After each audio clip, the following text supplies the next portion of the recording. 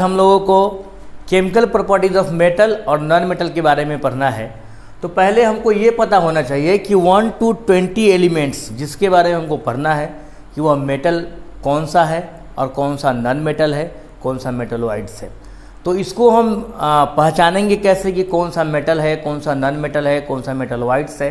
तो इसको पहचानने के लिए हम क्या करते हैं, यहाँ पे हम एटॉमिक नंबर पे इसको अरेंज करते हैं कि किसका क्या एटॉमिक नंबर है, और उसको हम उसके इलेक्ट्रॉनिक कॉन्फ़िगरेशन यानी कि इलेक्ट्रॉन को उसके घर में, उसके सेल में, उसके एनर्जी लेवल में, उसके पाथ में सजाना, डेकोरेट करना को हम बोलते हैं इलेक्ट्रॉनिक कॉन्फ़िगरेशन। कॉन्फ़िगरेशन वर्ड का मतलब होता है सजावट, टू डेकोरेट।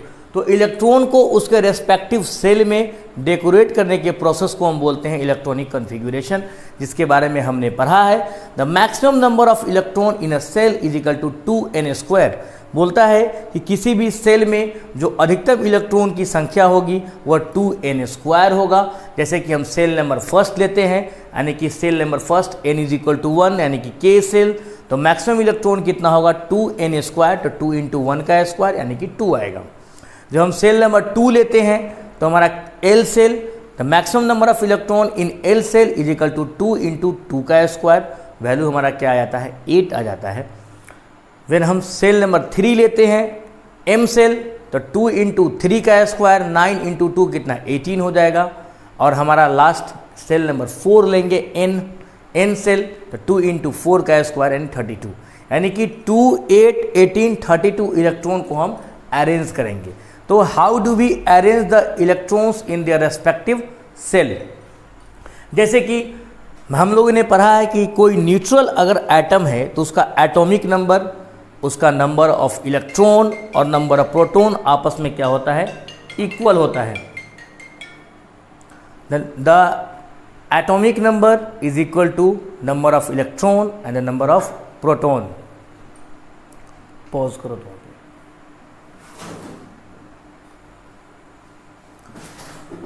अब हम इलेक्ट्रॉन को क्या करते हैं, उसके रेस्पेक्टिव सेल में क्या करते हैं, अरेंज करते हैं। जैसे कि हमने पढ़ा कि न्यूट्रल एटम में जो एटॉमिक नंबर है वह नंबर ऑफ इलेक्ट्रॉन और नंबर ऑफ प्रोटॉन के क्या होता है, बराबर होता है। जैसे कि हमारे पास पहला एलिमेंट है हाइड्रोजन, इसके पास 1 इलेक्ट्रॉन होगा। तो पहला सेल जो हमारा K सेल है उसमें मैक्सिमम 2 आ सकता है, तो 1 तो आसानी से आ जाएगा। फिर हीलियम 2 तो 2, लिथियम 3 तो 2, 1, maximum in first shell 2 and 1 goes to another cell. Beryllium 2,2, boron 2,3, carbon 2,4, nitrogen 2,5, oxygen 2,6, fluorine 2,7, neon 2,8, sodium 2,8,1। यहाँ पे हमारा सेकेंड सेल में जो मैक्सिमम इलेक्ट्रॉन है वह 8 है, तो 2,8 कितना 10 हुआ, और ये चला आया फर्स्ट सेल में यानी कि 1। Magnesium 2,8,2, aluminium 2,8,3, silicon 2,8,4, phosphorus 2,8,5, sulphur 2,8,6, chlorine 2,8,7, potassium, argon 2,8,8, potassium 2,8,8,1 और कैल्शियम 2,8,8,2। पहले हम पहचानेंगे कैसे कि कौन सा एलिमेंट हमारा मेटल है और कौन सा नॉन मेटल है। मैंने आपको बताया कि जिसके लास्ट सेल में 1, 2, 3 इलेक्ट्रॉन है वह क्या है, मेटल है। उसका टेंडेंसी होता है कि इलेक्ट्रॉन को लूज करना और इलेक्ट्रोपॉजिटिव आयन बनाना। जिसके लास्ट सेल में देखिए, यहाँ लास्ट सेल में 1 है, 2 है, 3 है, यह तीनों क्या है, हमारा मेटल है। इसका जब इलेक्ट्रॉन को लूज करेगा तो पॉजिटिव आयन बनाएगा। तो ये 1 इलेक्ट्रॉन को लूज किया तो +1, ये 2 को किया तो ये +2, ये 3 को लूज किया तो +3। फिर हमारा बोरोन 3 तक हो गया। फिर हमारा नेक्स्ट आता है कार्बन। तो कार्बन के लास्ट सेल में कितना 4 इलेक्ट्रॉन है, तो 4 इलेक्ट्रॉन वाले इलेक्ट्रॉन को शेयर नहीं लूज नहीं करते हैं, ना ही गेन करते हैं, इलेक्ट्रॉन को शेयर करते हैं, तो ये मेटलोइड्स हो गया। फिर 5, 6, 7, तो ये 3 इलेक्ट्रॉन को गेन करेगा, बिकॉज इसके लास्ट सेल में 8 इलेक्ट्रॉन्स होना चाहिए, तो ये क्या करेगा, अपने आप को स्टेबल बनाएगा। तो 5 है तो 3 कैरी लेगा, तो 3 कैरी लेना यानी कि गेन करना। तो नॉन मेटल का क्या होता है टेंडेंसी कि लास्ट सेल में 5, 6, 7 इलेक्ट्रॉन होगा और इलेक्ट्रॉन को गेन करके इलेक्ट्रोनेगेटिव आयन बनाता है। तो 5, 6, 7 ये 5 है तो 3 को गेन करेगा, ये 6 है तो 2 और 7 है तो -1, बिकॉज अपने आप को स्टेबल करने के लिए 5 3 8 6 2 8 और 7 1 8 अपने आप को स्टेबिलिटी को अचीव करने के लिए इलेक्ट्रॉन को गेन कर रहा है। फिर ऐसे ही हम क्या करेंगे, जहाँ 5 6 7 है वो इलेक्ट्रॉन को गेन करेगा, वो नॉन मेटल होगा। जिसके लास्ट सेल में 8 इलेक्ट्रॉन है वो अपने आप को क्या बनाएगा, स्टेबल बनाएगा, है ना। जो ऐसे करके हम 1 to 20 एलिमेंट्स का हम क्या करेंगे, एटॉमिक नंबर के अनुसार, इसके इलेक्ट्रॉनिक कॉन्फ़िगरेशन के अनुसार हम ये फाइंड आउट कर सकते हैं कि कौन सा मेटल है और कौन सा नॉन मेटल है और कौन सा मेटलॉइड्स है, कौन इलेक्ट्रॉन को लूज कर सकता है, कौन इलेक्ट्रॉन को गेन कर सकता है, ओके, कौन इलेक्ट्रॉन को लूज कर सकता है, कौन इलेक्ट्रॉन को गेन कर सकता है और कौन इलेक्ट्रॉन को शेयर कर सकता है। तो स्टूडेंट्स, जब हम पहचान चुके हैं कि हमारा सोडियम, मैग्नीशियम, एल्यूमिनियम वगैरह वगैरह ये सब क्या है, मेटल है, और ये सिलिकॉन, फास्फोरस, है ना, सल्फर, ये सब क्या है, हमारा नॉन मेटल है। तो आज हम इसके केमिकल रिएक्टिविटी को पढ़ेंगे कि केमिकल रिएक्टिविटी ऑफ मेटल और नॉन मेटल, कि कैसे मेटल एक केमिकल रिएक्शन के दौरान कैसे वो रिएक्शन करेगा, है ना। तो केमिकल रिएक्टिविटी ऑफ मेटल का हम शुरुआत करने जा रहे हैं और नॉन मेटल का। ओके स्टूडेंट्स, पहले हम क्या करते हैं कि मेटल जो रिएक्शन करता है उसके बारे में हम देखेंगे कि how do metal react with another substance. देखिए हम कैसे करेंगे। तो सबसे पहले हम लेते हैं कि कोई भी मेटल, ध्यान देंगे आप, अगर हम मेटल पे ही चल रहे हैं तो मेटल के बारे में भी हम देखेंगे कि कोई भी मेटल अगर रिएक्शन करता है तो क्या बनाएगा। देखिए, जैसे कि पहला रिएक्शन हमारे पास है कि metal react with water. Water के साथ रिएक्शन हमको पढ़ना है कि मेटल अगर वाटर के साथ रिएक्शन कैसे करता है। Metal react with water. देखिए मेटल, जैसे कि पहला पॉइंट हम लेके चल रहे हैं कि हाईली रिएक्टिव मेटल के बारे में पहले चल रहे हैं। तो highly reactive metal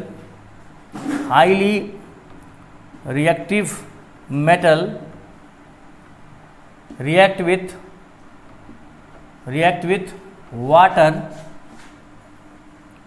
to form metallic hydroxide, okay. Highly reactive metal react with cold water, या कोल्ड वाटर के साथ रिएक्शन करता है और उसका मेटालिक हाइड्रोक्साइड क्या करता है, देता है। जैसे कि हम ले रहे हैं सोडियम, पोटासियम और कैल्शियम, यह तीनों क्या करेगा, H2O कोल्ड के साथ रिएक्शन करेगा। ठंडा पानी, नॉर्मल पानी भी बोल सकते हैं आप, के साथ रिएक्शन करेगा और यह रेस्पेक्टिव हाइड्रोक्साइड को बनाता है to form metallic hydroxide and release H2 gas, hydrogen gas को क्या करता है, रिलीज करता है। देखिए ध्यान से, सोडियम, पोटासियम और कैल्शियम, मैंने आपको इलेक्ट्रॉनिक कॉन्फ़िगरेशन इसलिए सिखाया था कि आप अपने आयंस को फाइंड आउट कर सको। ये सोडियम का आयन क्या होता है, यह Na+ में टूटता है सोडियम आयन, और H2O अगर ब्रेक करेगा तो वह H+ आयन और OH- आयन में टूटेगा, हाइड्रोजन आयन और हाइड्रोक्सिल आयन। तो हमारा सोडियम यहाँ क्या प्लस है, यह तुरंत क्या करेगा, माइनस वाले को कैच करेगा और मेटालिक हाइड्रोक्साइड को क्या करेगा, फॉर्म करेगा। और यहाँ पे हाइड्रोजन गैस क्या होगा, रिमूव हो जाएगा। तो यहाँ पे Na+ और OH- NaOH बनाएगा, NaOH और H2 गैस को क्या करेगा, रिमूव करेगा। जैसे कि potassium plus water H2O, potassium hydroxide, यह कैसे बनाएगा। देखिए, तो पोटेशियम अपने आयन में टूटेगा तो K+ आयन, और H2O H+ OH- में टूटेगा। हमारा K+ तुरंत क्या करेगा, OH- को अपनी ओर अट्रैक्ट करेगा और यहाँ बनाएगा पोटेशियम हाइड्रोक्साइड और H2 गैस को क्या करेगा, रिमूव कर देगा। से हमारा कैल्शियम है तो ये इसका आयनिक फॉर्म क्या होगा, यह 2 इलेक्ट्रॉन को लूज करता है तो Ca+2 और H2O का H+ OH-, यह तुरंत क्या करेगा, OH- को अपनी ओर अट्रैक्ट करेगा और Ca इसका देखो वैलेंसी कैल्शियम +2 और H2O का OH-1, तो बच्चे इसका वैलेंसी इसके ऊपर और इसका वैलेंसी इसके ऊपर, तो CaOH का होल ट्वाइस, बिकॉज Ca में 1 से मल्टीप्लाई करेंगे कोई फर्क पड़ेगा नहीं, और OH यानी O को भी 2 से मल्टीप्लाई करना है और H को भी, तो हाइड्रोक्सिल आयन को OH का ट्वाइस, तो हमारा क्या हो गया CaOH का होल ट्वाइस, और रिलीज करेगा यहाँ पे हमारा हाइड्रोजन गैस। ये सभी रिएक्शंस बैलेंस नहीं है, इसको आपको बैलेंस करना होगा। ओके, तो ये इसका फॉर्म हुआ कि अगर कोई मेटल, अगर हाईली रिएक्टिव मेटल ठंडे पानी के साथ रिएक्शन करेगा तो उसका मेटालिक हाइड्रोक्साइड बनाएगा और H2 गैस वहाँ पे क्या होगा, रिलीज होगा। ये इसका प्रॉपर्टी हुआ कि हाईली रिएक्टिव मेटल जैसे सोडियम, पोटेशियम और calcium react with water to produce metallic hydroxide and release H2 gas. अब हम चलते हैं इसके सेकेंड प्रॉपर्टीज पे। जैसे कुछ मेटल ऐसे हैं जो गर्म पानी से रिएक्शन करते हैं, जैसे कि हमारा magnesium react with boil water to produce magnesium hydroxide and release hydrogen gas. तो second point, Mg react with H2O boil, यानी कि हॉट वाटर भी आप उसको बोल सकते हैं, to produce magnesium hydroxide and release H2 gas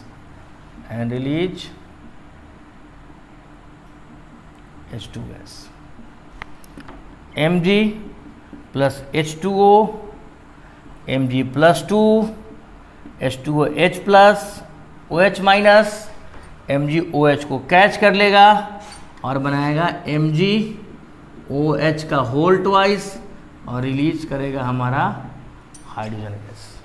okay, अब हम चलते हैं थर्ड पॉइंट पे इसके, जैसे कि एल्यूमिनियम हुआ, जिंक हुआ, आयरन हुआ, ये सब क्या करता है, स्टेम के साथ रिएक्शन करता है और रेस्पेक्टिव मेटालिक ऑक्साइड को बनाता है ना।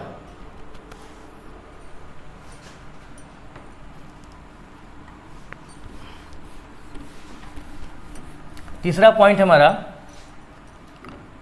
Aluminium, zinc, iron etc react with, आप मैग्नीशियम भी ले सकते हो, रिएक्ट विथ स्टेम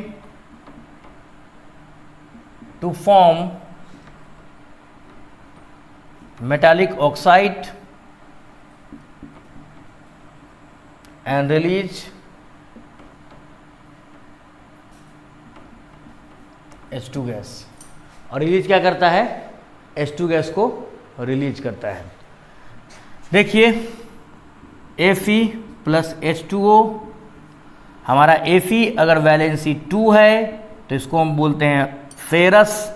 ऐसे याद कर लो, जिसका वैलेंसी कम वाला हो, जैसे कुछ ऐसे मेटल हैं या एलिमेंट हैं जिनका वैलेंसी क्या करता है, चेंज करते रहता है, यानी कि वेरिएबल वैलेंसी उनके पास होता है। तो जैसे कि ज़्यादा वैलेंसी है तो उसमें इक का प्रयोग यूज होगा, इक, और कम वाला है तो अस।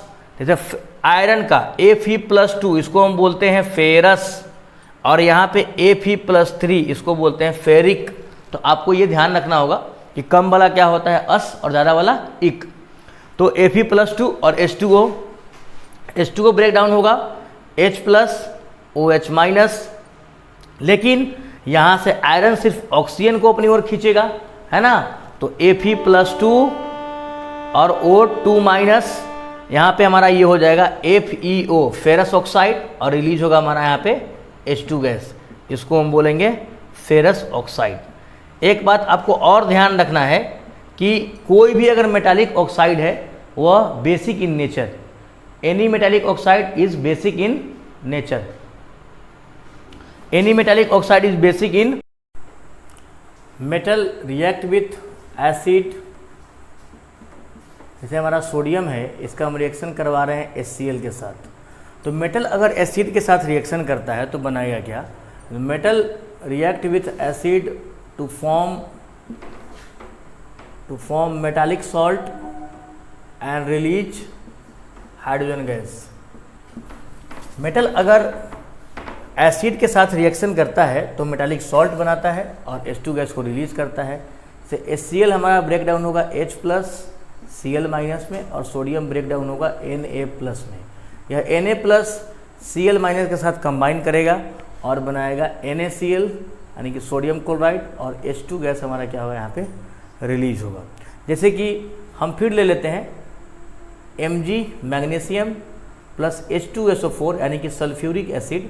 तो ये रिएक्शन कैसे करेगा देखो यहाँ पे H2SO4 ब्रेक डाउन होगा 2H प्लस और SO4 2 माइनस में और Mg ब्रेक डाउन होता है अपने आयंस में Mg प्लस 2 में।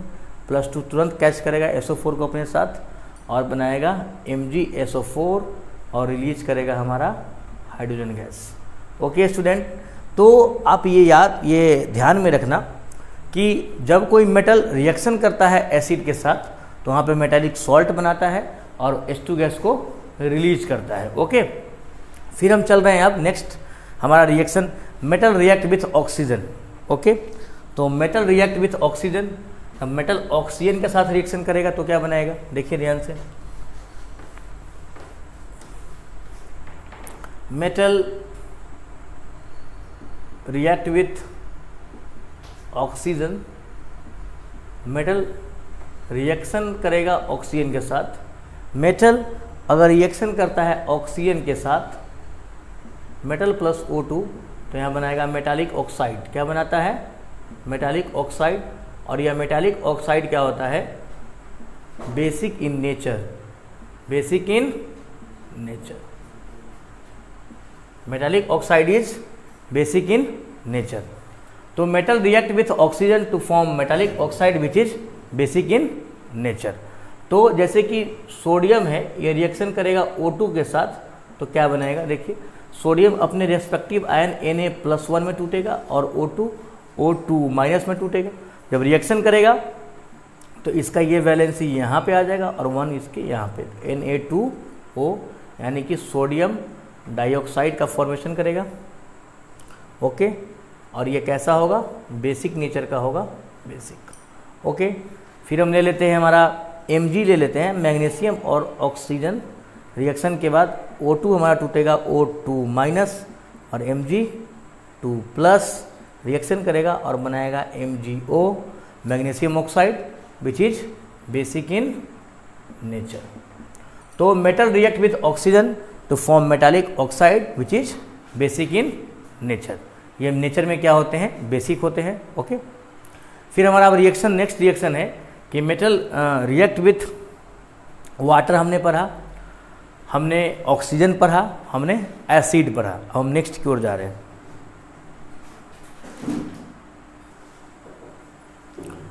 देखिए जैसे एक रिएक्शन है हमारे पास कि अगर मेटल किसी भी हैलाइड से के साथ रिएक्शन करता है, हैलाइड्स बोले तो हैलोजन, हैलोजन में कौन आता है हमारा देखिए फ्लोरीन -1, क्लोरीन -1, ब्रोमीन -1, आयोडीन -1 और एटीसीन। तो अगर मेटल रिएक्शन करता है किसी भी हैलोजन्स के साथ तो वहाँ पे वो सॉल्ट का क्या करता है फॉर्मेशन करता है। When metal react with halogens to form respective salts, जैसे मेटल रिएक्शन हमारा यहाँ पे कर रहा है क्लोरीन के साथ Cl2 के साथ तो यहाँ बनाएगा क्या मेटालिक क्लोराइड। अगर मेटल हमारा यहीं पे रिएक्शन कर रहा है फ्लोरीन के साथ तो बनाएगा मेटालिक फ्लोराइड। अगर मेटल हमारा यहीं पे रिएक्शन कर रहा है ब्रोमीन के साथ तो metallic bromide. All are salt because halogens को बोला जाता है कि दे आर साल्ट फॉर्मर। क्यों क्या कहा जाता है यह साल्ट को बनाते हैं, they are salt former. Group 17 next chapter में आप पढ़ेंगे तुरंत पीरियोडिक टेबल में। ग्रुप 17 है और ये होते क्या हैं सॉल्ट फॉर्मर होते हैं यानी कि साल्ट को बनाते हैं। जब कभी मेटल के साथ रिएक्शन करेंगे तो उसको उसका रेस्पेक्टिव साल्ट को बनाएगा। जैसे कि एग्जाम्पल लेके हम चलते हैं, यहीं भी देखो Na अगर Cl2 के साथ रिएक्शन करता है तो यहाँ पे NaCl यानी कि सोडियम क्लोराइड क्या करेगा फॉर्मेशन करेगा। वहीं पे हमारा सोडियम रिएक्शन करेगा फ्लोरीन के साथ तो सोडियम फ्लोराइड है ना। फिर सोडियम अगर रिएक्शन करेगा ब्रोमीन के साथ तो सोडियम ब्रोमाइड। तो रेस्पेक्टिव आइड का फॉर्मेशन करेगा और सभी क्या होंगे सॉल्ट होंगे। क्या होंगे सॉल्ट होंगे। अब हम चल रहे हैं chemical reactivity of non metal. अब नॉन मेटल के साथ हम क्या करेंगे, रिएक्शन करेंगे। ओके,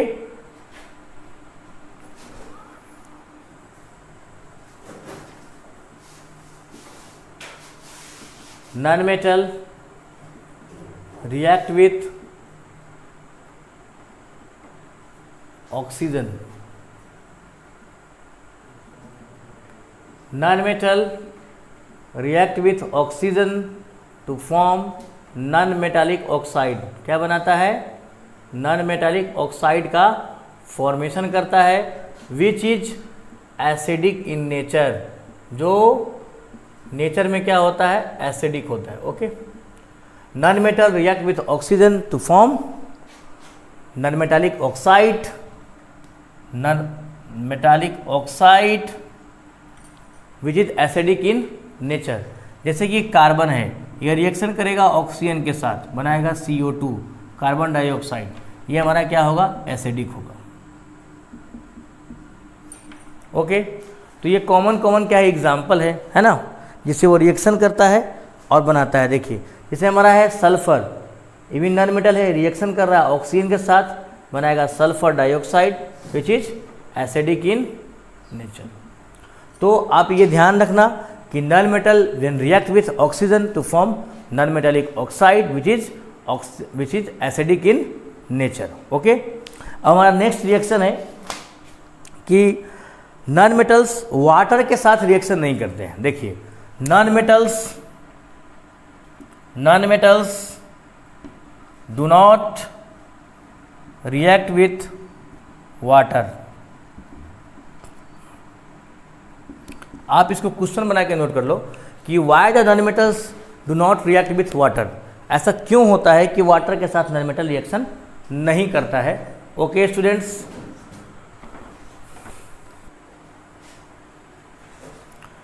क्वेश्चन है हमारा कि why the non metals do not react with water. कारण नॉन मेटल्स वाटर के साथ रिएक्शन क्यों नहीं करता है, तो non metals do not react with water because non metals electron को गेन करता है, इलेक्ट्रॉन को लूज नहीं करता है। जब ये जैसे कि हमारा ये वाटर है H2A है, यह ब्रेक डाउन होगा क्या H+ और OH- आयन, यानी इसको एक इलेक्ट्रॉन चाहिए और ये एक इलेक्ट्रॉन क्या करेगा, गेन किया हुआ है। तो उसको स्टेबलाइजेशन के लिए H+ को एक इलेक्ट्रॉन मिलेगा तो यह H के फॉर्म में आएगा। क्लियर। लेकिन नॉन मेटल के पास टेंडेंसी क्या है, तो खुद दूसरा से इलेक्ट्रॉन मांगता है अपना ज़िंदगी को जीने के लिए, अपने आप को स्टेबलाइज होने के लिए। दूसरा को कहाँ से देगा, जब कोई खुद मांग के अपना काम चला रहा हो तो दूसरा को दे ही नहीं सकता है। इसका ये मतलब है कि हाइड्रोजन आयन को इलेक्ट्रॉन वह देगा नहीं, तो हाइड्रोजन आयन कभी भी H2 गैस में क्या होगा, कन्वर्ट होगा नहीं। अब H2 गैस में कन्वर्ट होगा नहीं तो यहाँ से ये रिलीज होगा नहीं। ओके, इसीलिए नॉन मेटल्स वाटर के साथ रिएक्शन नहीं कर पाते हैं, बिकॉज ये खुद क्या कर रहे हैं, इलेक्ट्रॉन को गेन करके काम चला रहे हैं अपना, तो दूसरे को देंगे कहाँ से। तो हाइड्रोजन आयन को H+ आयन को इलेक्ट्रॉन चाहिए रिड्यूस होने के लिए, तो ये H2 गैस में कन्वर्ट करेगा, तो इसके पास तो इलेक्ट्रॉन है ही नहीं देने के लिए, तो खुद मांग के काम चला रहा है, तो इस वाटर के साथ रिएक्शन करेगा ही नहीं। तो non metals do not react with water या non metals do not evolve H2 gas when it react with water. जब वाटर के साथ रिएक्ट करेगा तो H2 गैस को फॉर्म नहीं करेगा। क्यों? बिकॉज इसके पास खुद इलेक्ट्रॉन ये मांग के काम चला रहा है, तो H+ आयन को इलेक्ट्रॉन देगा तो ही रिड्यूस होगा। ओके, अब समझ में आ गया होगा कि नॉन मेटल्स क्यों नहीं रिएक्शन करता है वाटर के साथ। ऐसा ही है कि reaction of non metal with salt solution, कह रहा है कि अगर नॉन मेटल साल्ट सॉल्यूशन के साथ रिएक्शन करते हैं तो क्या फॉर्म करेंगे, अब उनका देखिए। Okay,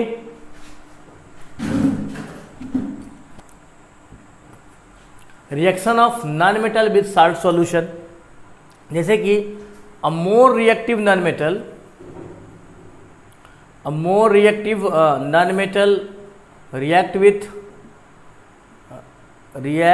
with less reactive non-metallic salt, remove the remove the less reactive non metal and form the respective salt. इसके ये कहने का मतलब है कि एक हाईली रिएक्टिव नॉन मेटल क्या करेगा, लेस रिएक्टिव वाले को डिस्प्लेस कर देगा और उसके साथ खुद का अपना क्या करेगा, सॉल्ट बना लेगा। इसका एग्जांपल है, देखिए कि अगर हम सोडियम ब्रोमाइड NaBr है ना, सोडियम ब्रोमाइड का रिएक्शन करवाते हैं क्लोरीन के साथ, तो मैंने आपको तुरंत बताया है, पहले फ्लोरीन, तब क्लोरीन, तब ब्रोमीन, तब आयोडीन, तब एडिसिन। Chlorine is most reactive then bromine. Chlorine क्या करेगा, तुरंत ब्रोमीन को हटाएगा यहाँ से, तुम जाओ यहाँ से, और अपने जैसे ये NaBr है, ये रेस्पेक्टिव आयन Na+ और Br- में टूटेगा। ओके, क्लोरीन हमारा यहाँ पे क्या है, Cl-, तुरंत Na को क्या करेगा, कैच करेगा। Fluorine is the most electronegative element, उसके बाद हमारा आता है क्लोरीन, तो ब्रोमीन से हाईली रिएक्टिव है, तुरंत इसको डिस्प्लेस कर दिया और यहाँ पे बनाया रेस्पेक्टिव सॉल्ट NaCl और ब्रोमीन को अलग कर दिया कि तुम चले जाओ। तो इस बात को रखिएगा ध्यान कि अगर कोई मोर रिएक्टिव नॉन मेटल रिएक्शन करता है लेस रिएक्टिव नॉन मेटल के साथ, तो उसको तुरंत डिस्प्लेस कर देता है और उसका खुद का अपना क्या करता है, सॉल्ट का फॉर्मेशन करता है। ओके,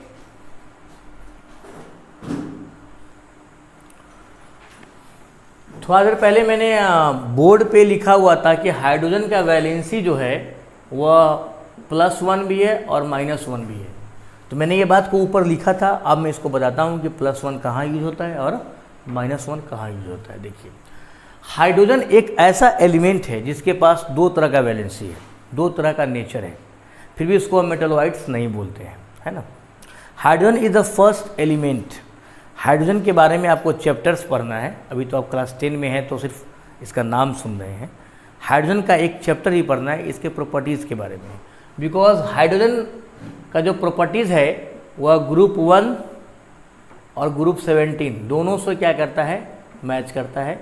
ग्रुप 1 के अनुसार यह +1 और ग्रुप 17 के अनुसार -1। तो अगर हाइड्रोजन +1 कब होगा, जब यह नॉन मेटल के साथ रिएक्शन करेगा, याद रखिएगा। और ग्रुप 17 यानी कि -1 कब होगा, जब यह मेटल के साथ रिएक्शन करेगा। जैसे कि हमारा सोडियम के साथ अगर हम H2 को रिएक्ट कराते हैं तो यहाँ ये H-1 और यहाँ N यह +1, तो Na+1 और H-1 आपस में रिएक्शन करेगा और NaH जिसको हम बोलेंगे सोडियम हाइड्राइड का क्या करेगा, फॉर्मेशन करेगा। यही N अगर हमारे पास यही N +1 कब मेटल के साथ तो -1 हो गया, तो यह N+H+1 कब होगा। देखो इसका सीधा से एग्जाम्पल है कि यही H2 हमारा सल्फर के साथ रिएक्शन करता है तो बनाता है H2S यानी कि हाइड्रोजन सल्फाइड। तो सल्फर क्या है, हमारा नॉन मेटल है, तो यहाँ ये क्या हो जाएगा +1, और सल्फर बोलो 2,8,6 -2 है ना, तो -2 क्या बनाएगा, H2S, इसको हम बोलेंगे हाइड्रोजन सल्फाइड। तो आपने देखा कि अब मेटल के साथ रिएक्शन किया तो +1 हो गया था, है ना, सॉरी मेटल के साथ रिएक्शन किया तो -1 हो गया था, और नॉन मेटल के साथ रिएक्शन करने आया तो +1 हो गया। क्लियर, क्यों, क्योंकि प्लस इसलिए हुआ बिकॉज वहाँ पर इलेक्ट्रॉन वो डोनेट कर रहा है नॉन मेटल को। नॉन मेटल का टेंडेंसी है कि इलेक्ट्रॉन को गेन करेगा, इसलिए वहाँ पर इलेक्ट्रॉन को डोनेट कर रहा है। और जब -1 कब होगा, यानी कि इसका यह मतलब है कि मेटल जो इलेक्ट्रॉन को लूज करेगा उसको क्या करेगा, अपनी ओर कैच करेगा, गेन करेगा, तो वहाँ वो -1 हो जाता है उसका valency.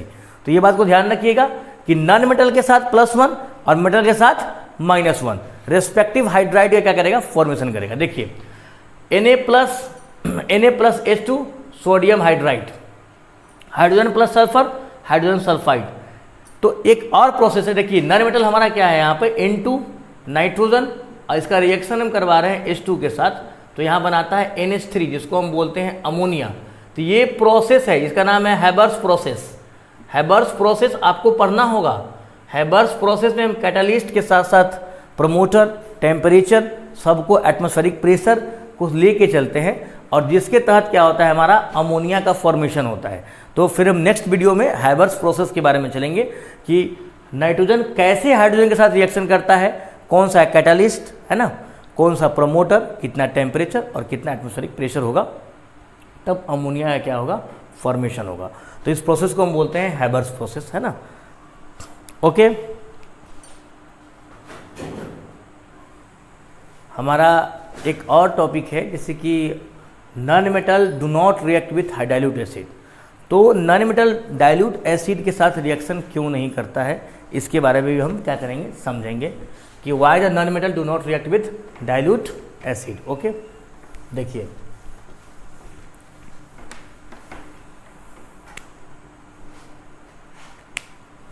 Non metal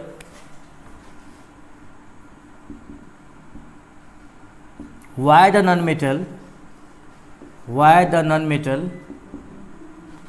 do not react with dilute acid। क्यों नहीं कोई नॉन मेटल डाइल्यूट एसिड के साथ रिएक्शन करता है। जैसे कि हम हाइड्रोजन क्लोराइड यानी हाइड्रोक्लोरिक एसिड लेते हैं और यहाँ पे हम नॉन मेटल की जगह कार्बन ले लेते हैं। देखो हाइड्रोजन क्लोरीन HCl अगर यह ब्रेक डाउन होगा तो H+ और Cl- में, इस H+ को क्या चाहिए, इलेक्ट्रॉन चाहिए, तो यह क्या होगा, रिलीज होगा हाइड्रोजन गैस में। क्या नॉन मेटल इलेक्ट्रॉन दे सकता है? कभी नहीं दे सकता है, वो तो खुद इलेक्ट्रॉन लेता है। तो इलेक्ट्रॉन या नॉन मेटल इलेक्ट्रॉन देगा ही नहीं तो रिएक्शन होगा ही नहीं, बिकॉज यह खुद इलेक्ट्रॉन इसको चाहिए, दूसरा से मांग के काम चला रहा है, तो यह खुद कहाँ से दूसरा को देगा। क्लियर, जिसके पास खाना होता है वही दूसरे को खाना देता है, जो खुद मांग के खा रहा है दूसरे को कैसे खिलाएगा, सिंपल सी बात है। तो यहाँ पे रिएक्शन नहीं करेगा, सेम कॉज जैसा आपने किसके साथ पढ़ा था, किसके साथ पढ़ा था तुरंत, वाटर के साथ। ओके, आपने वाटर के साथ भी यही पढ़ा कि वाटर के जब H+ और OH- में टूटता है तो वहाँ भी क्या चाहिए, उसको इलेक्ट्रॉन चाहिए, और यहाँ भी इसको H+ को इलेक्ट्रॉन चाहिए। जैसे कि आपसे कोई पूछे कि व्हाट इज एसिड, तो कभी आप ये मत बोलना कि वो खट्टा होता है, मीठा होता है, तीता होता है, ऐसा नहीं। ऐसा सबस्टांस जो हमको हाइड्रोजन आयन दे सकता है एक्वस सॉल्यूशन में, उसको हम क्या बोलते हैं, एसिड बोलते हैं। तो हाइड्रोजन आयन कहने का मतलब कि ये H+ आयन, जिसको आप क्या बोलते हो, प्रोटॉन भी बोल सकते हो। क्लियर, H+ आयन को आप प्रोटॉन कैसे बोलोगे बताओ, देखो ध्यान से। यहाँ पे यह हाइड्रोजन है, इसका एक इलेक्ट्रॉन है और एक प्रोटॉन है, एक इलेक्ट्रॉन यह लूज कर दिया तो बना क्या, H+ आयन, है ना। तो बचा हुआ क्या है इसके पास, एक प्रोटॉन, जिसको आप प्रोटॉन भी बोल सकते हो। ओके, H+ आयन को आप प्रोटॉन भी बोल सकते हो। हमारा नेक्स्ट टॉपिक है केमिकल बॉन्डिंग और आयंस। तो आयंस को पहले हम समझेंगे, उसके बाद हम समझेंगे केमिकल बॉन्डिंग, केमिकल कॉम्बिनेशन को, है ना। तो आयंस होता क्या, देखो जैसे मैंने आपको बताया अभी तुरंत कि कोई भी मेटल या नॉन मेटल इलेक्ट्रॉन को गेन करता है या लूज करता है अपने आप को स्टेबलाइज करने के लिए, यानी कि अपने स्टेबिलिटी को अचीव करने के लिए। तो जैसे कि हमारा नॉन मेटल है, जैसे कि हमारा मेटल सोडियम लेके चलते हैं, Na, देखो ध्यान से यहाँ पे Na sodium, atomic number 11, electronic configuration 2,8,1। यह एक इलेक्ट्रॉन को लूज करता है, इस इलेक्ट्रॉन को, क्यों, अपने आप को स्टेबिलिटी को अचीव करने के लिए, और इसके ऊपर चार्ज आ जाता है प्लस चार्ज, है ना। प्लस चार्ज आ गया तो इसका इलेक्ट्रॉनिक कॉन्फ़िगरेशन कितना होगा, 2,8। ये क्वेश्चन बहुत बार पूछ चुका है आपके बोर्ड एग्जाम्स में या आपके क्लास के एग्जाम में, या आपके टीचर्स आपसे पूछेंगे कि what is the difference between sodium and sodium ion. तो आप यही बोलोगे कि सर सोडियम में 2,8,1 इलेक्ट्रॉन यानी कि 11 इलेक्ट्रॉन, बट सोडियम आयन में 2,8 इलेक्ट्रॉन, यानी कि एक इलेक्ट्रॉन को क्या करेगा, वह लूज करेगा। लूज करने के बाद देखो इसके ऊपर प्लस चार्ज आ गया है। अगर किसी एलिमेंट के ऊपर प्लस चार्ज आ जाए या माइनस चार्ज आ जाए, वो अपने आयनिक फॉर्म में आ जाता है ना, वो अपने आयनिक फॉर्म में आ जाता है। अगर कोई एलिमेंट इलेक्ट्रॉन को लूज करता है और अपने आप को पॉजिटिव आयन बनाता है, जिसको हम क्या बोलते हैं, कैटायन। क्या बोलते हैं, कैटायन। जिसको देखो यहाँ पे जैसे कि Na+, तो इसको हम बोलेंगे क्या, सोडियम आयन। क्या बोलेंगे, सोडियम आयन। और यह क्या है, इलेक्ट्रोपॉजिटिव है, तो यह क्या है, कैटायन है। क्या है, कैटायन। इलेक्ट्रॉन को लूज करने के बाद क्या बनता है हमारा, कैटायन बनता है ना। पॉजिटिव को क्या बोलेंगे हम, कैटायन। इलेक्ट्रॉन को गेन करने के बाद नेगेटिव, उसको क्या बोलेंगे हम, एनायन। ओके, जैसे कि हमारा क्लोरीन Cl, तो ये इसका आयनिक फॉर्म हुआ। ये समझ में आ गया आपको कि ये आयनिक फॉर्म है। तो क्लोरीन 17, 2,8,7, एक इलेक्ट्रॉन इसको चाहिए, तो ये एक इलेक्ट्रॉन को लूज करेगा, सॉरी गेन करेगा। गेन करने के बाद यह chlorine ion, chloride ion Cl-, तो 2,8,8, ये हमारा बना हमारा क्या, क्लोराइड आयन। क्या बना हमारा, क्लोराइड आयन। तो यहाँ पे नेगेटिव आयन बन रहा है, जिसको हम क्या बोलेंगे, एन आयन। क्या बोलेंगे, एन आयन। तो एन आयन क्या हुआ कि जब कोई एलिमेंट एक इलेक्ट्रॉन को गेन करता है, उसके बाद जो आयन का फॉर्मेशन करता है, उसको हम क्या बोलते हैं, एन आयन, है ना। जब कोई एलिमेंट एक इलेक्ट्रॉन को या उससे ज़्यादा इलेक्ट्रॉन को लूज करता है, उसका इलेक्ट्रोपॉजिटिव आयन बनाता है, उसको क्या बोलते हैं हम, कैटायन। ओके,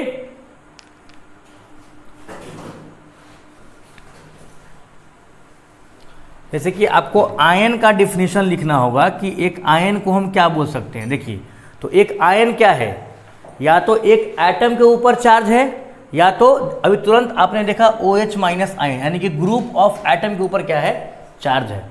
तो a charge on a atom, on an atom और group of atom is known as its ionic form, है ना। एन आयन इज क्या बोलोगे, इलेक्ट्रिकली चार्ज एटम और ग्रुप ऑफ एटम। तो आप बोलेंगे इसका definition, an ion is electrically charged atom और a group of atom. Example में आप लिख लो कि H+ OH-, यह एक एटम के ऊपर चार्ज है, यह ग्रुप ऑफ एटम के ऊपर क्या है, चार्ज है। कैटायन कैसे बने, कैटायन का डिफिनेशन क्या बोलोगे आप कैटायन का, कि when an element loses it electron it form cation. और एन आयन का डिफिनेशन क्या बोलोगे आप, कि when an element gain its electron it is known as anion. Okay, जब कोई एलिमेंट इलेक्ट्रॉन को लूज करेगा कैटायन, इलेक्ट्रॉन को गेन करेगा एन आयन। ओके,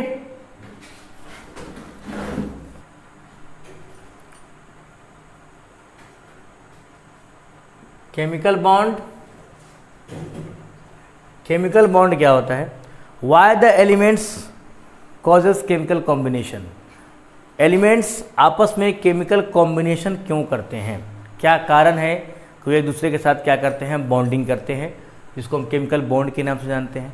तो इसका सीधा सा मतलब है, दे स्टेबलाइज देमसेल्व्स, अपने आप को स्टेबल करने के लिए इलेक्ट्रॉन एलिमेंट क्या करते हैं, केमिकल कॉम्बिनेशन करते हैं।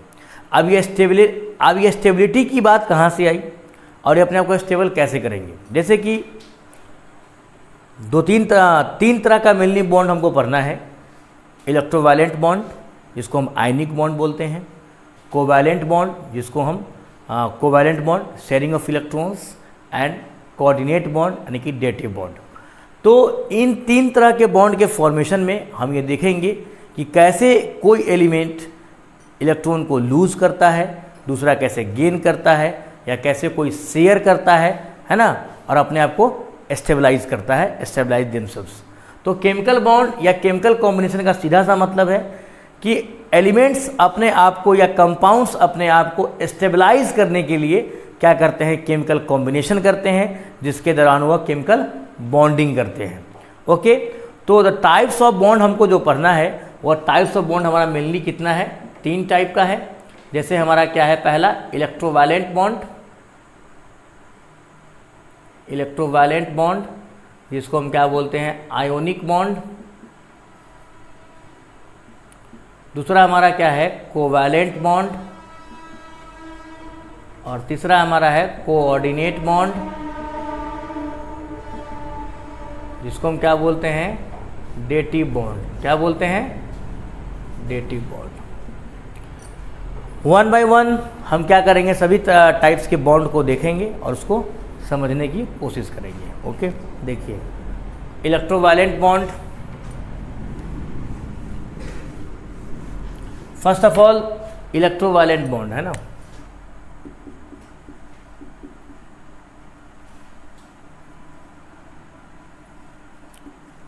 Electrovalent bond,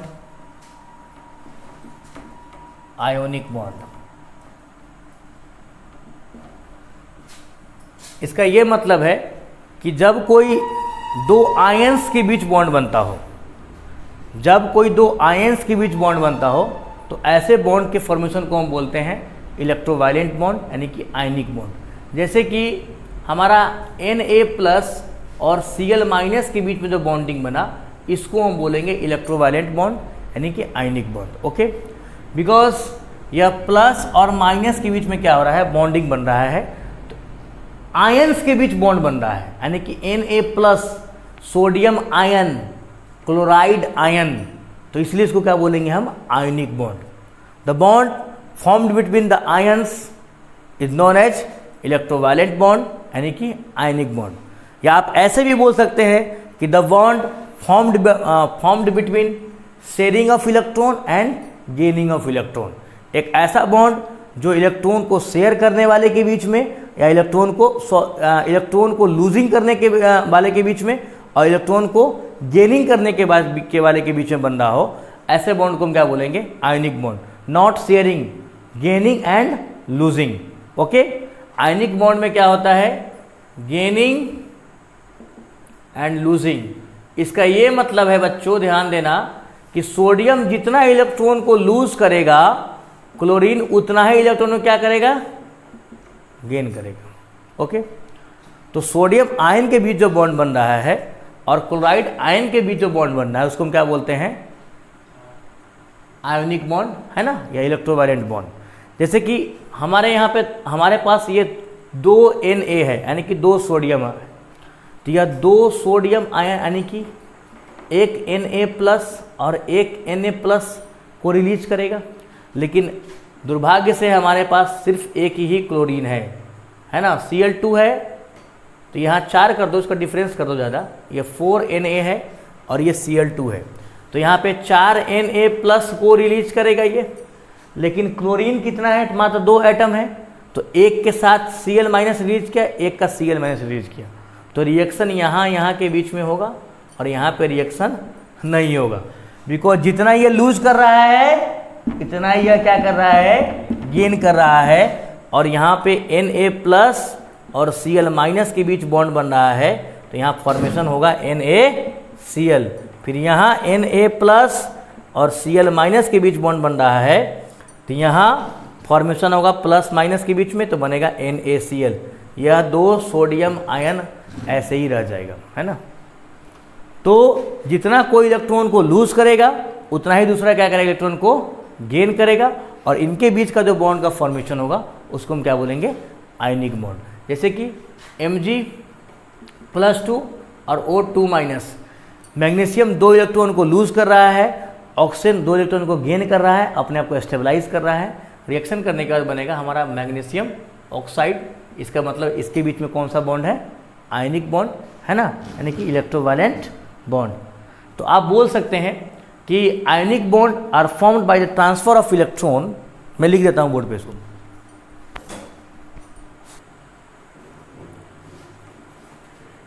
ionic bonds are formed by the transfer of electrons ionic bond are formed by the transfer of electrons, इसको आप बोल सकते हैं one loses and another gains. जितना एक लूज करेगा उतना ही दूसरा क्या करेगा, गेन करेगा। तो ionic bond are formed by the transfer of electron, one loses and another gains.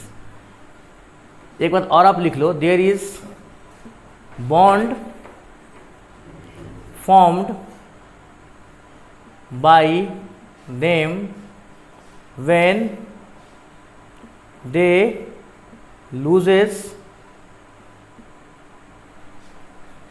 loses which electron and another gain these electron। इसका ये मतलब मैंने बताया कि अभी मैंने तुरंत बताया था आपको कि 4 सोडियम एटम था और क्लोरीन का 2 एटम था, तो 4 तो सोडियम रिलीज किया, 4Na+, 4Na+, Na+, लेकिन क्लोरीन कितना रिलीज हुआ, 2 ही सोडियम एटम के इलेक्ट्रॉन को खा पाया, 2 का नहीं खा पाया, तो रिएक्शन 2 ही के साथ हुआ। तो NaCl का 2 NaCl का फॉर्मेशन हुआ था, 2 NaCl का फॉर्मेशन हुआ था, एक NaCl और एक NaCl, तो 2 मोल ऑफ NaCl का फॉर्मेशन हुआ था। वही बात मैंने यहाँ लिखा है कि one loses and another gains, bond formed by them when they loses which electron, sodium में जितना इलेक्ट्रॉन को लूज किया, and another gain these electron, और क्लोरीन जितना इलेक्ट्रॉन को गेन किया। तो यहाँ पे थोड़ा देर पहले मैंने बताया था कि 4 सोडियम था और 2 क्लोरीन था, तो 4 में तो ये चारों का लूज करेगा, लेकिन क्लोरीन यहाँ पे 2 है तो 2 ही को कैच कर पाएगा ना, बाकी से उसको क्या मतलब नहीं है। आपके थाली में अगर 25 रोटी रख दिया जाए, आपको भूख है मात्र 5 रोटी का, तो 5 ही रोटी रखेंगे, 25 रख दे या 50 रख दे, उससे कोई मतलब नहीं है और वेस्ट हो जाएगा। वही मतलब यहाँ पे क्लोरीन यहाँ पे 2 है, इसको 2 है, दोनों क्या किया, एक इससे ले लिया, अब इसका पेट भर गया, बाकी रोटी कुछ भी रहे उससे कोई मतलब उसको नहीं है ना। अब हम चल रहे हैं कोवैलेंट बॉन्ड पे कि व्हाट इज कोवैलेंट बॉन्ड। तो कोवैलेंट बॉन्ड का मतलब है कि the bond which is formed by the sharing of electrons. अगर कोई 2 एलिमेंट आपस में इलेक्ट्रॉन को शेयर कर रहा है और उनके बीच जो बॉन्ड बन रहा है उसको हम क्या बोलेंगे, कोवैलेंट बॉन्ड। ओके, देखिए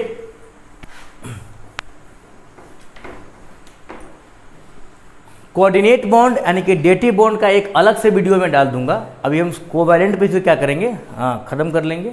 कोवैलेंट बॉन्डिंग के बाद हमारा आता है कोऑर्डिनेट बॉन्ड यानी कि डेटिव बॉन्ड, उसका मैं अलग से एक वीडियो आपको प्रोवाइड करूंगा। ओके स्टूडेंट्स, अभी हम चल रहे हैं कोवैलेंट बॉन्ड पे, थोड़ा इंक लाइएगा। देखिए कोवैलेंट बॉन्डिंग क्या होता है, जब कोई 2 एलिमेंट अपने आप को स्टेबल करने के लिए इलेक्ट्रॉन्स को क्या करे, शेयर कर दे, है ना। अपने आप को स्टेबल करने के लिए, स्टेबलाइज करने के लिए क्या करे, इलेक्ट्रॉन को शेयर करे, तो उनके बीच का जो बॉन्ड फॉर्मेशन होगा उसको हम क्या बोलेंगे, कोवैलेंट बॉन्ड। तो जैसे कि आप अपने स्कूल में लंच शेयर करते हो, है ना, क्लासरूम में आज तुम्हारी मम्मी बहुत अच्छा खाना बना के लाई, थोड़ा मुझे भी खिला दो, है ना। दूसरा बोलेगा कि हाँ हाँ बहुत अच्छा है, थोड़ा हमको भी खिलाओ, है ना। तो अगर आपका पूरा लंच खा जाता है वो बच्चा, तो आप क्या करते हो कि उसके लंच से भी क्या करते हो, देके खा लेते हो, सब मेरा खा गया, अब हम क्या खाए, लाओ तुम्हारा हम खाते हैं। क्यों? आपने लंच को शेयर किया, क्या आपका लंच वो खाया तो उसका पेट भर गया, और आपने उसका लंच खाया तो आपका पेट भर गया। तो शेयरिंग करने के कारण दोनों का काम चल गया। तो यहाँ पे एलिमेंट भी ऐसा ही करेगा, इलेक्ट्रॉन को क्या करेगा, शेयर करेगा और अपने आप को स्टेबलाइज करेगा। तो इसको हम बोलते हैं कोवैलेंट बॉन्ड। क्या बोलते हैं, कोवैलेंट बॉन्ड। इसका फॉर्मेशन होता है formation by sharing of electrons, sharing of electrons, sharing of electrons. जैसे कि हमारा यहाँ पे H2 का फॉर्मेशन यानी कि हाइड्रोजन गैस का फॉर्मेशन कैसे होता है, जब हम 2 एटम यानी कि 2H एटम यानी कि 2 हाइड्रोजन एटम के बीच इलेक्ट्रॉन को क्या करेंगे, शेयर करेंगे। देखिएगा जैसे कि एक हाइड्रोजन एटम H है, ये है एक, और दूसरा क्या है, ये है। वैलेंस इलेक्ट्रॉन इसका एक और इसका भी एक। इसको स्टेबल होने के लिए 2 इलेक्ट्रॉन चाहिए, यानी इसको पेट भरने के लिए 2 रोटी चाहिए। एक रोटी ये लंच में लेके आया है और दूसरा से मांगना चाह रहा है, तो इस H एटम के पास आएगा और बोलेगा हमको एक अपना वाला रोटी दे दो। बोला ले लो, ले लो। यह एटम क्या हुआ, 2 रोटी की देखने के बाद यह अपने आप को ये समझ लिया कि यह 2 इलेक्ट्रॉन मिलने के बाद अपने आप को स्टेबल समझ लिया कि मैं अब स्टेबल हो गया। तो ये सोच रहा है कि इसका पेट भर गया, हम भूखे रहे, तुरंत बोल झवट्टा मार के क्या करेगा, दोनों से छीन लेगा कि हमको भी स्टेबल होने दो, मेरा भी पेट भरने दो, बांट के काम चलाते हैं, शेयर करते हैं। तो एक तो इसके पास था ही, एक दूसरा इसे तुरंत मांग लिया। अब यह दोनों के बीच में क्या हुआ, बॉन्डिंग हो गया। एक इसको दिया, फिर दूसरा उससे मांग लिया। दोनों क्या कर रहा है, आपस में अपने के बीच में क्या कर रहा है, बॉन्डिंग कर रहा है। तो यहाँ पे जो बॉन्ड बना उसको हम बोलेंगे कोवैलेंट बॉन्ड। बिकॉज क्यों कोवैलेंट बॉन्ड, तो दोनों आपस में क्या कर रहा है, इलेक्ट्रॉन को शेयर कर रहा है, और शेयर करने के बाद क्या कर रहा है, बॉन्ड का फॉर्मेशन कर रहा है ना। तो ऐसे बॉन्ड को हम क्या बोलते हैं, कोवैलेंट बॉन्ड। क्या बोलते हैं, covalent bond. The bond which is found by the sharing of electrons to stabilise themselves, these bonds are known as covalent bond. अब देखो, सिंगल इलेक्ट्रॉन का ट्रांसफर हो रहा है, यह इसको एक ही इलेक्ट्रॉन दिया और यह भी इसको एक ही इलेक्ट्रॉन दिया। तो इसका यह मतलब है कि यहां पे जो बॉन्ड बन रहा है उसको हम बोलेंगे सिंगल कोवैलेंट बॉन्ड। तो इसका यह मतलब आप समझे कि बॉन्डिंग के लिए minimum requirement of 2 electron. 2 electron है तो ही क्या होगा, बॉन्ड का फॉर्मेशन होगा, अन्यथा बॉन्ड का फॉर्मेशन नहीं होगा। इसका एक और एग्जांपल हम लेके देखते हैं, है ना। जैसे कि हमारे पास आया O2। देखिए O2 का फॉर्मेशन कैसे होगा। एक ऑक्सीजन एटम यहां पे, इसका वैलेंस इलेक्ट्रॉन कितना है, 6। 2,8 2,6 8 होता है इलेक्ट्रॉनिक कॉन्फ़िगरेशन, 2,6। तो 2 2 4 और 2 6। क्लियर। दूसरा ऑक्सीजन एटम यहां पे है, इसके पास भी कितना इलेक्ट्रॉन, 6 इलेक्ट्रॉन। तो 2 2 4 2 6। अब इस ऑक्सीजन एटम को स्टेबल होने के लिए इसके लास्ट सेल में कितना इलेक्ट्रॉन चाहिए, 8 इलेक्ट्रॉन। 6 इसके पास है, 2 इससे क्या करेगा, भाई हमको दे दो। बोला ले लो। ये ऑक्सीजन एटम अपने आप में स्टेबल। अब ये बोलेगा कि भाई मैंने तुमको दिया, थोड़ा मुझे भी दे दो, मैं भी स्टेबल हो जाऊँ। तो 6 तो इसके पास भी है, ये बोला मुझे दे दो, ये बोला तुम भी ले लो। ये ऑक्सीजन एटम भी क्या हुआ, अपने आप में स्टेबल। तो यहाँ पे शेयरिंग कितने, देखो यहाँ पे भी आप देखो, जहाँ पे देखो ये कटिंग पॉइंट है उसके अंदर इलेक्ट्रॉन रहता है। देखो यहाँ पे कितना इलेक्ट्रॉन है, देखो यहाँ पे कितना इलेक्ट्रॉन है, 4 इलेक्ट्रॉन है। तो इसका ये मतलब एक बॉन्ड बनाने के लिए 2 इलेक्ट्रॉन, तो 4 इलेक्ट्रॉन। तो इसका कहने का क्या मतलब है कि डबल बॉन्ड। तो इसको हम बोलेंगे डबल कोवैलेंट बॉन्ड, यानी कि 4 इलेक्ट्रॉन्स के बीच में 2 इलेक्ट्रॉन ये इसको दिया और 2 इलेक्ट्रॉन इसको दिया, है ना। इस ऑक्सीजन एटम को 2 इलेक्ट्रॉन ये वाला दे रहा है और इस वाले को यह वाले क्या कर रहा है, 2 इलेक्ट्रॉन दे रहा है। यानी 4 इलेक्ट्रॉन आपस में क्या कर रहा है, कंबाइन कर रहा है। तो 2 इलेक्ट्रॉन मिलके बनाता है एक बॉन्ड, सिंगल बॉन्ड। तो 4 इलेक्ट्रॉन मिलकर बनाएगा कितना बॉन्ड, डबल बॉन्ड। ओके, तो यहाँ पे डबल कोवैलेंट बॉन्ड का क्या हुआ, फॉर्मेशन हुआ ऑक्सीजन एटम को बनाने में। O2 को बनाने में, फॉर्मेशन ऑफ O2 में क्या हुआ, डबल कोवैलेंट बॉन्ड का यूज आया। अब एक और है ट्रिपल कोवैलेंट बॉन्ड, कि ट्रिपल कोवैलेंट बॉन्ड का फॉर्मेशन कैसे होगा, how does the triple covalent bond form. देखिए बता रहे हैं हम, जैसे कि हम 2 नाइट्रोजन एटम को कंबाइन करते हैं, N2, है ना। देखिए यहाँ पे N2 का फॉर्मेशन, एक नाइट्रोजन एटम कितना होता है वैलेंस इलेक्ट्रॉन, 5 होता है।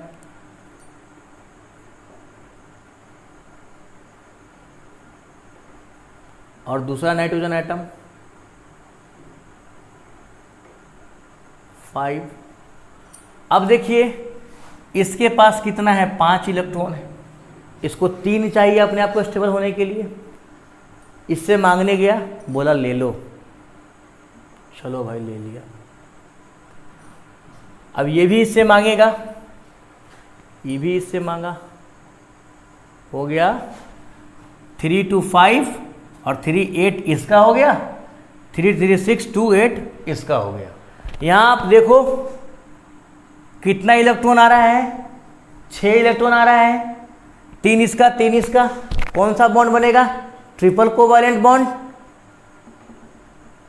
Sharing of electron between 6 electrons, है ना। 6 इलेक्ट्रॉन के बीच में बॉन्ड का फॉर्मेशन हो रहा है।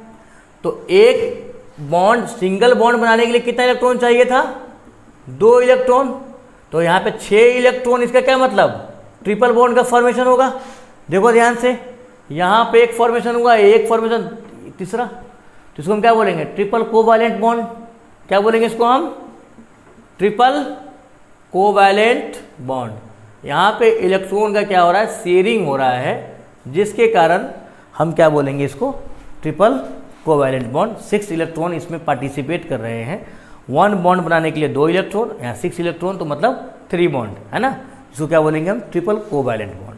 तो ये हमारा रिस्पेक्टिव टाइप्स है कोवैलेंट बॉन्ड का, single covalent bond, double covalent bond, triple covalent bond. बहुत सारा इसका एग्जाम्पल है बॉन्ड का फॉर्मेशन का।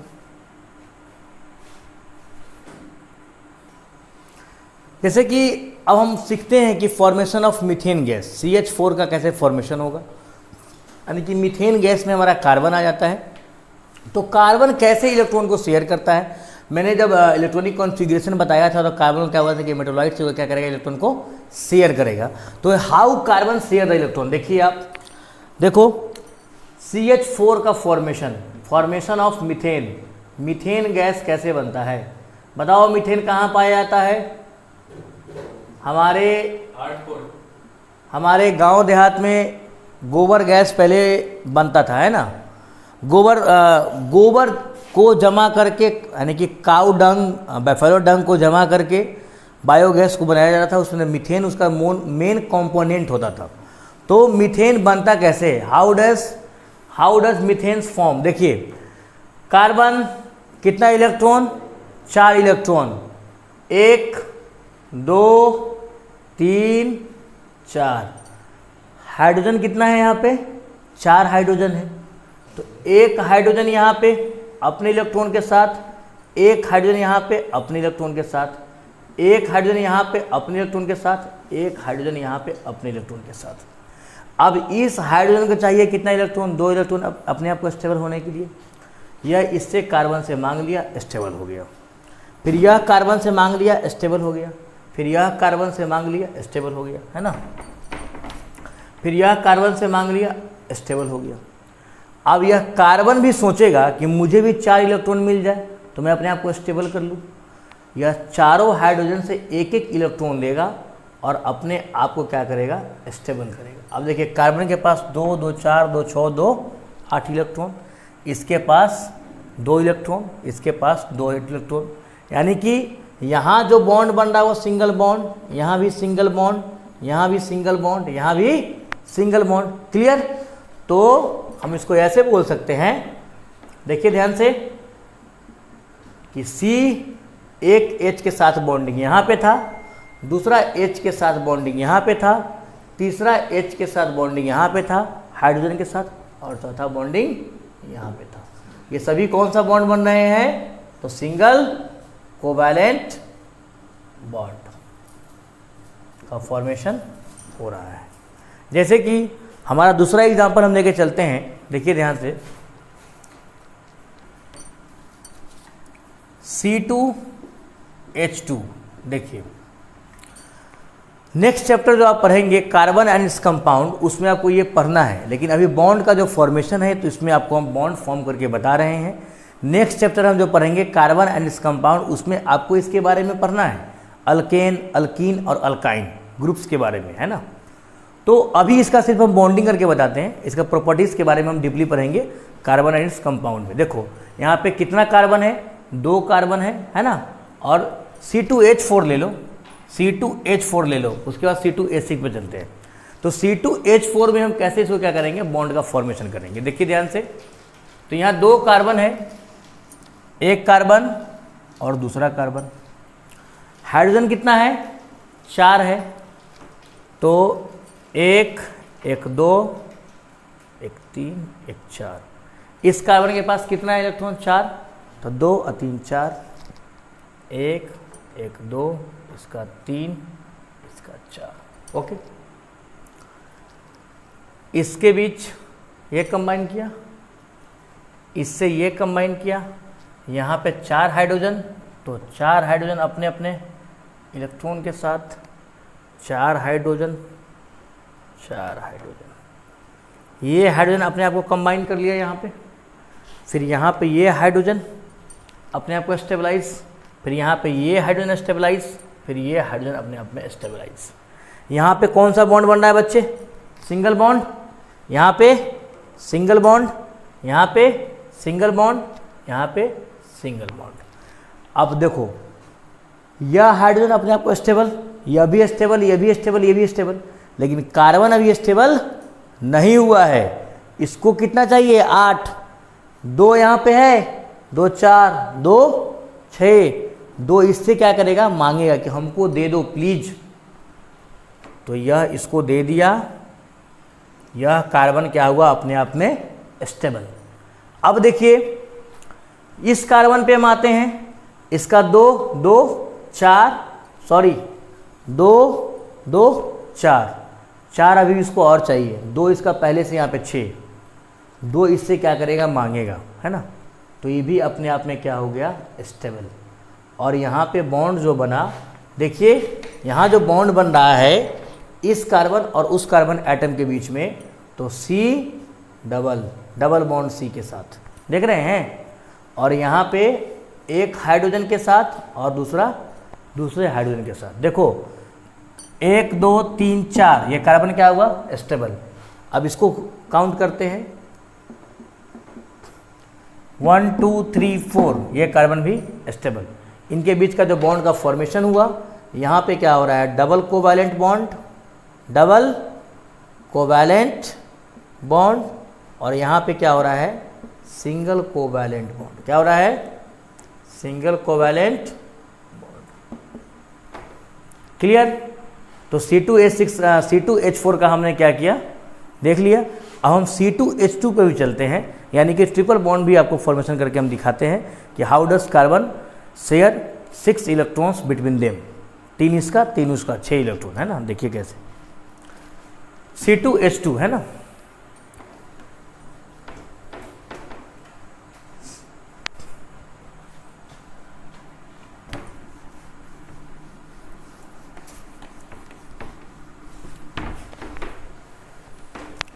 देखो ध्यान से यहाँ पे C2H2, इसके बारे में डीपली हम लोग कब पढ़ेंगे, अल्केन अल्कीन अल्काइन ग्रुप में, है ना। अभी सिर्फ बॉन्ड बना के दिखा रहा हूँ। तो ये कार्बन और ये कार्बन, 4 इलेक्ट्रॉन दे दो इसको, इसका भी 4 इलेक्ट्रॉन, इसको भी दे दो। यहाँ 2 हाइड्रोजन, एक हाइड्रोजन अपने इलेक्ट्रॉन के साथ, दूसरा हाइड्रोजन अपने इलेक्ट्रॉन के साथ। तो ये 3 3 6 2 8, 3 3 6 2 8, अपने आप को ये कार्बन क्या किया, स्टेबल किया, 3 3 6 2 8। ये हाइड्रोजन क्या करेगा, अपने आप को स्टेबल करेगा 1 1 2 के बीच में, 1 1 2 आ गया स्टेबल। फिर ये भी क्या करेगा, अपने आप को स्टेबल, इससे ले लेगा इलेक्ट्रॉन। अब ये कार्बन बच गया, अब इसको भी चाहिए, तो 2 यहाँ पे, 6 इधर चाहिए इसको, 3 इसका अपने पास है, 3 इससे ले लेगा। अब देखो इन तीनों के बीच में क्या हो रहा है, बॉन्ड बन रहा है। देखो बॉन्ड बन गया, तो यहाँ पे ट्रिपल बॉन्ड और सिंगल बॉन्ड का फॉर्मेशन हुआ। तो क्या बोलेंगे हम इसको, C2H2 के बीच का जो बॉन्ड का फॉर्मेशन है, C यहाँ ट्रिपल बॉन्ड, यहाँ पे सिंगल बॉन्ड, यहाँ पे सिंगल बॉन्ड, इसको हम बोलेंगे ट्रिपल कोवैलेंट बॉन्ड। और यहाँ पे ये बनेगा सिंगल कोवैलेंट बॉन्ड। स्टूडेंट्स, हमने आज बहुत सारे प्रॉपर्टीज़ मेटल के बारे में, केमिकल प्रॉपर्टीज़, नॉन मेटल के बारे में और बॉन्डिंग के बारे में सीखा। अभी हमारा एक नेक्स्ट वीडियो में आपको मैं क्या करूँगा, कोऑर्डिनेट बॉन्ड यानी कि डेटिव बॉन्ड का वीडियो मैं आपको प्रोवाइड करूँगा। अभी तक का जो मैंने आपको समझाया ये आपको कैसा लगा, ये आप क्या करेंगे कमेंट सेक्शन में हम मुझे बताएंगे। Students, comment me. Okay bye.